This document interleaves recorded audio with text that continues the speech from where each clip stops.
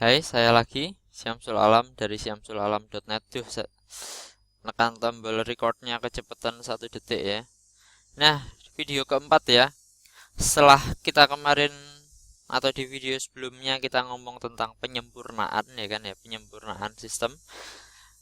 Di video keempat ini saya akan coba ngomong eh, ini ya, bagian 4 dan bagian 5 dalam satu video karena ini sudah mulai sangat teoritis dan sangat general banget, saya nggak bisa terlalu kasih contoh sekali gitu ya, nggak bisa ngomong sampai spesifik sekali karena sangat-sangat general, dan kalau saya ngomong spesifik maka topiknya bisa jadi sangat panjang, maka kita bakalan ngomong yang general-general saja gitu ya. Jadi untuk proses duplikasi karena kita sudah sempurnakan sistem kita ya kan ya.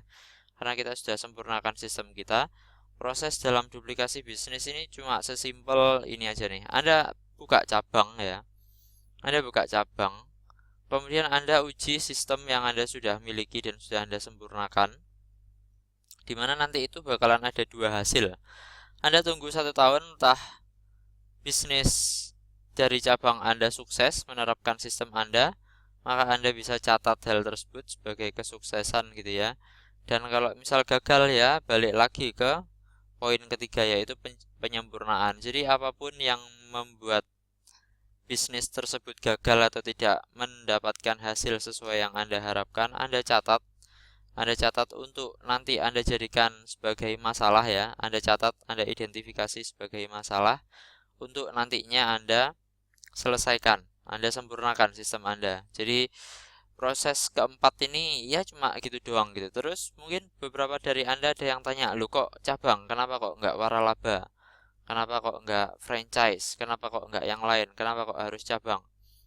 Karena ya itu, kalau Anda pengen conscience Anda bersih ya, kalau Anda pengen kesadaran Anda bersih, Anda harus pastikan bahwa Anda kalau jualan sistem di waralaba, Anda harus benar-benar pastikan ini sistem ini benar-benar bisa jalan di nggak cuma tempat Anda aja. Bisa jadi Anda kebetulan sukses, bisa jadi Anda cuma cuma kebetulan aja itu bisa sampai situ. Jadi Anda harus coba di tempat lain gitu ya, di kota lain dengan mungkin kondisi pasar yang agak berbeda, yang kondisi iklim usahanya agak berbeda, mungkin apa itu namanya, peraturan perundang-undangannya ada sedikit berbeda dan lain sebagainya, urusan birokrasinya, perizinan dan lain sebagainya agak-agak berbeda. Harus dicobakan ke yang seperti itu baru bisa tahu apakah ini beneran sistem bisa jalan di mana-mana atau cuma bisa jalan di kota saya saja, di tempat saya saja.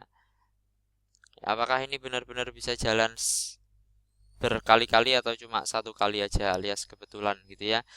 Jadi ini Anda harus, kalau Anda pengen bersih, kalau Anda pengen benar-benar jual waralaba itu tidak menimbulkan korban tapi menimbulkan kesuksesan ya, maka ya ini proses duplikasi bisnis Anda mulai dari cabang. Nah, kalau saya nggak ada uang gimana? Kalau Anda melakukan 3 tahap sebelumnya dengan benar, Anda punya sangat banyak uang gitu ya. Selama Anda tidak menaikkan gaya hidup Anda hingga aneh-aneh gitu ya, Anda sampai tahap 3, sampai tahap penyempurnaan ini, bahkan meskipun dengan sertifikasi yang Anda lakukan, dengan membayar konsultan yang Anda lakukan untuk menyempurnakan sistem, Anda masih punya cukup banyak uang sisa untuk bikin cabang baru gitu ya. Tapi kalau misalnya Anda nggak punya cabang, ya entah Anda bagi bisnis Anda, bisnis utama Anda bisa jual sebagian, di mana Anda masih punya sebagian besarnya, dan sebagian kecil yang Anda jual itu jadi uang kan, Anda jadikan modal untuk mendirikan cabang di kota baru gitu ya, atau di tempat baru gitu ya. Kemudian nanti kalau misal sudah sukses gitu ya, dimana itu sudah berhasil dan sudah Anda uji 3 kali, ternyata di 3 tempat ternyata sukses semua gitu, ternyata di 3 tempat ternyata sukses semua, Anda bisa mulai pertimbangkan untuk dominasi pasar gitu ya. Jadi dalam dominasi ini ada persiapan, kemudian ada cara dominasi. Jadi kita ngomong dulu tentang persiapan gitu ya. persiapan dominasi apa aja nih yang perlu kita siapin untuk dominasi. Jadi Anda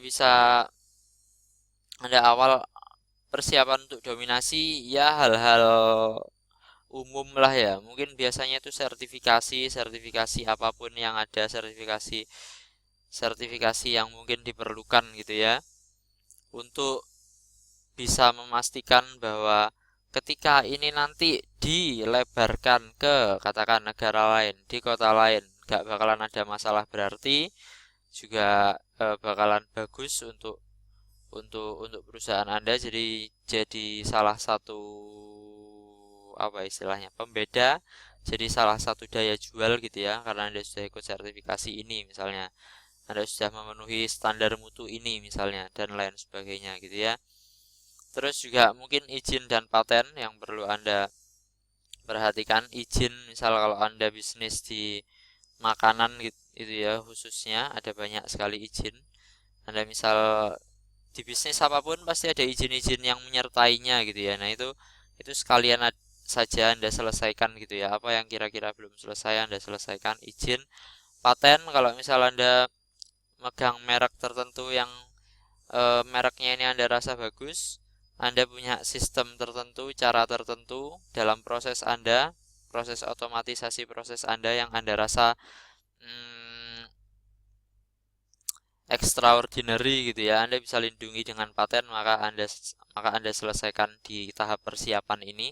Kemudian semua urusan legal yang mungkin diperlukan gitu ya, untuk syarat agar Anda bisa meluaskan pasar Anda, untuk Anda mendominasi, segera diurus gitu ya. Kemudian kita bicara tentang cara dominasi nih. Dimana cara dominasi ada beberapa cara. Yang paling aman, yang paling paling lambat tapi juga paling nyaman itu adalah cabang. Jadi kalau Anda punya uang ya sudah, buat cabang baru gitu. Itu cara yang lambat tapi merupakan cara yang Anda lebih bisa kelola, lebih bisa Anda kontrol. Jadi kalau Anda tipe orangnya itu seperti saya mungkin ya, dimana kalau misal kalau saya itu punya prinsip, kalau bisnis pakai uang kecil aja nggak bisa, apalagi kalau pakai uang besar gitu. Kalau bisnis pakai modal sendiri aja nggak bisa, apalagi pakai modal orang gitu. Jadi saya itu punya prinsip seperti itu. Jadi kalau Anda punya prinsip yang sama seperti saya, ya Anda mungkin cara dominasinya adalah dengan cara buka cabang, atau mungkin dengan cara akuisisi. Anda punya banyak cash, cukup banyak cash, Anda masuk ke pasar baru, ternyata di pasar lokal ada apa itu namanya, ada kompetitor, tapi kompetitornya lebih kecil daripada Anda bisa beli, maka silahkan Anda akuisisi.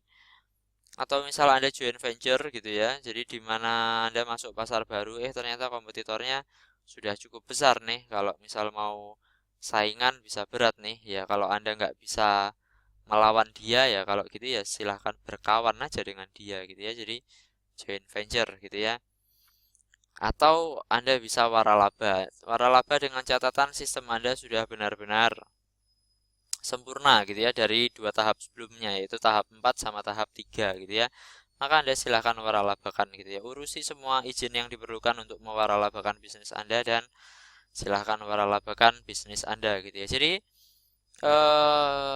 saya rasa demikian untuk 2 topik terakhir, dan singkat sekali ya 2 topik yang terakhir ya, malahan ya, karena memang ini sudah masuk ke ranah dimana saya belum bisa banyak ngomong, karena kalau di saya pun juga masih sebatas teori saja gitu ya. Saya masih belum benar-benar menerapkan, saya bisa berpengalaman sampai saya bisa ngomong banyak tentang hal ini gitu ya. Tapi yang jelas saya harap dari video 10 menit ini saya bisa berikan wawasan baru untuk Anda, dan saya harap Anda belajar sesuatu dari 4 seri video tentang bisnis simple ini. Saya harap di materi bisnis simple ini saya benar-benar bisa deliver ini ya. Benar-benar bisa deliver untuk kasih Anda overview usaha itu, stage-stage-nya itu seperti apa sih. Jadi Anda itu ngerti, oh saya sekarang ada di sini, saya sekarang ada di posisi sini, maka ini yang perlu saya lakukan gitu ya. Saya harap minimal saya mengerjakan tugas itu gitu. Jadi Sekian dari saya Syamsul Alam. Terima kasih sekali lagi karena Anda sudah nonton video-video saya. Sekali lagi saya Syamsul Alam dari syamsulalam.net. Salam senyum.